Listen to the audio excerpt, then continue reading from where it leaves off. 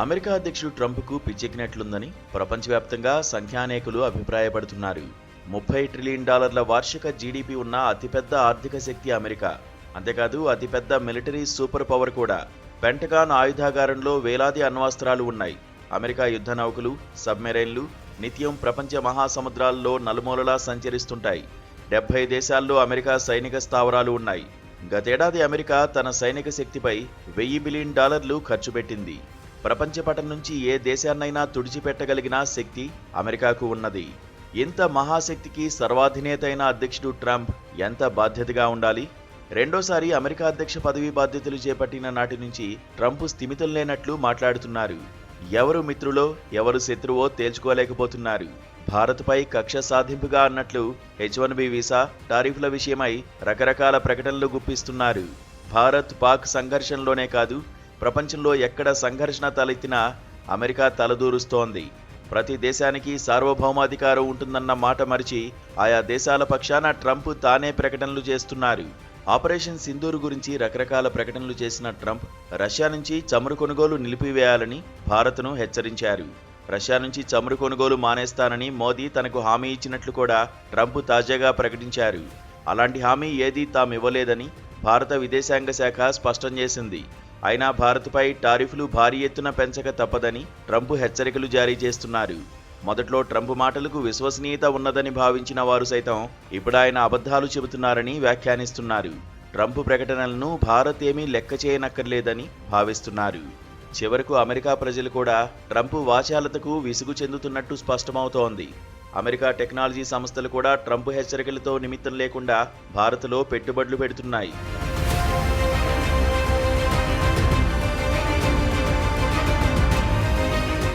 వైజాగ్లో $15 బిలియన్ పెట్టుబడులతో artificial intelligence data center ఏర్పాటు చేయాలని గూగుల్ సంస్థ నిర్ణయించడమే అందుకొక ఉదాహరణ. భారత్లో తన విస్తరణను నిలిపివేసే ప్రసక్తే లేదని యాపిల్ సంస్థ కూడా ప్రకటించింది. ఈ సంస్థ గత 6 నెలల్లో భారతదేశం నుంచి $10 బిలియన్ విలువైన ఐఫోన్లను ఎగుమతి చేసింది. నేతల విశ్వసనీయత, పెట్టుబడులకు లభించే ఆదరణ ఫలితాలను బట్టి పారిశ్రామిక సంస్థలు నిర్ణయాలు తీసుకుంటాయి. కానీ ఉత్తుత్తి బెదిరింపులకు అవి లొంగే అవకాశాలు తక్కువ. మార్కెట్ చలన సూత్రాలు వేరుగా ఉంటాయని వేరే చెప్పనక్కర్లేదు. ఈ పండుగ రోజుల్లో భారతీయులు దాదాపు 6 లక్షల కోట్ల రూపాయలకు పైగా సరుకులు, సేవల కోసం ఖర్చు పెట్టడమే భారతదేశంలో పెరుగుతున్న మార్కెట్ శక్తికి నిదర్శనం. అయినా ట్రంప్ ప్రకటనలను తప్పనిసరైతే ఖండించడం తప్ప ఆయనపై వ్యక్తిగతంగా పరుష విమర్శలు చేయకూడదని భారత్ వ్యూహాత్మకంగా నిర్ణయించుకున్నట్లు స్పష్టమవుతోంది. భారతదేశ వ్యతిరేక ప్రకటనలు ట్రంప్ ఎన్ని చేసినా ఆయన తనకు మంచి స్నేహితుడు అని మోదీ అభివర్ణిస్తున్నారు.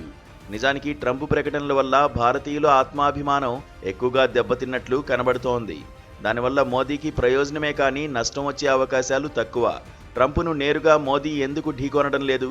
ప్రస్తుతానికి మౌనం వహించడం మినహా మనకు వేరే గత్యంతరం లేదు. అదే సరైన దౌత్య నీతి అని మన విదేశాంగ శాఖ అధికారి ఒకరు వ్యాఖ్యానించారు. యుద్ధం చేయకుండానే ప్రత్యర్థిని తగ్గేలా చేయడం ఒక అద్భుత కళ అని చైనా సైనిక వ్యూహకర్త సూజు తన ద ఆర్ట్ ఆఫ్ వార్లో సూచించారు. వ్యక్తులతో నిమిత్తం లేకుండా అమెరికా లాంటి మహాశక్తి భారతదేశం వైపు ఉండడం, దాన్ని శత్రువుగా మార్చుకోకపోవడం అనేది అవసరమని మన నాయకులు గ్రహించినట్లున్నారు. నిజానికి నరేంద్ర మోదీ అమెరికాను భారత్కు సహజ మిత్ర దేశంగా భావించారు. తాను తూర్పు తీరం నుంచి చూస్తే అమెరికా పశ్చిమ తీరం నుంచి కనబడుతోందని, ఇరు దేశాలు ఒకే సువిశాలమైన ప్రాంతంలో భాగమని, తమ మధ్య స్నేహం ఇరు దేశాలకే కాక ప్రపంచ భవిష్యత్తుకు కూడా ఎంతో మంచిదని మోదీ 2014లోనే ఇండో అమెరికా సీఈఓల ఫోరంలో ప్రకటించారు.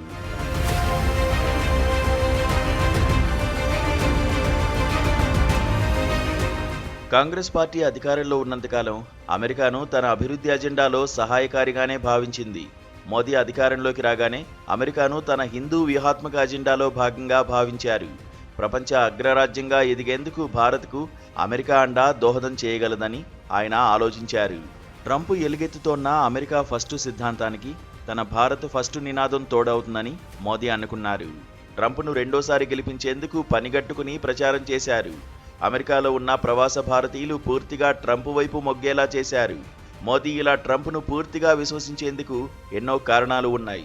ప్రధానంగా పాకిస్తాన్, చైనా విషయంలో భారత్ వైఖరితో ట్రంప్ తొలుత ఏకీభవించారు. తన ఎన్నికల ప్రచారంలో ఇస్లామిక్ తీవ్రవాదాన్ని, చైనా విస్తరణవాదాన్ని ట్రంప్ తీవ్రంగా విమర్శించారు. అంతకుముందు న్యూఢిల్లీ ఎన్ని ఫిర్యాదులు చేసినా ఉగ్రవాద బృందాలకు ఇస్లామాబాద్ మద్దతు గురించి వాషింగ్టన్ పట్టించుకునేది కాదు. జియా ఉల్ హక్ పాక్ అధ్యక్షుడిగా ఉన్నప్పుడు అమెరికా నుంచి లభించిన ఆర్థిక సహాయమే ఆ దేశంలో తీవ్రవాదాన్ని పెంచి పోషించింది. 1990వ దశకం ప్రథమార్థంలో ముంబైను అతలాకుతలం చేసిన దాడుల్లో లభ్యమైన బాంబులు పాక్లో తయారైనవని ఆధారాలు సమర్పించిన అమెరికా విస్మరించిందని అప్పటి హోం సెక్రటరీ పద్మనాభయ్య చెప్పారు. పాక్ అణుశాస్త్రవేత్తలు యురేనియంను స్మగుల్ చేసి అణుబాంబు తయారీ చేశారని తెలిసినా అమెరికా పట్టించుకోలేదని మాజీ విదేశాంగ మంత్రి జస్వంత్ సింగ్ తన ఏ కాల్ టు హానర్లో రాశారు. ఇస్లామిక్ తీవ్రవాదంపై పోరు విషయంలో భారత్, అమెరికా, ఇజ్రాయెల్ సహజ మిత్రులని జస్వంత్ సింగ్ నాటి అమెరికా విదేశాంగ సహాయ మంత్రి స్ట్రోబ్ టాల్బోట్కు నచ్చజెప్పే ప్రయత్నం చేశారు. ఈ విషయాన్ని టాల్బోట్ తన పుస్తకం ఎంగేజింగ్ ఇండియాలో వివరించారు. భారత్, అమెరికా స్నేహ సంబంధాలు వాజ్పేయి హయాంలో గణనీయంగా మెరుగయ్యాయి. భారత్ అణు వాణిజ్యానికి చైనా అడ్డుపడకుండా చేసిన అమెరికా కార్గిల్ ఘర్షణను భారత్తో సామరస్యపూర్వకంగా పరిష్కరించుకోవాలని పాకిస్తాన్పై ఒత్తిడి చేసింది. అయితే 2001 సెప్టెంబర్ 11న న్యూయార్కులో ఉగ్రవాద దాడుల తర్వాత అమెరికా వైఖరి క్రమంగా మారిపోయింది.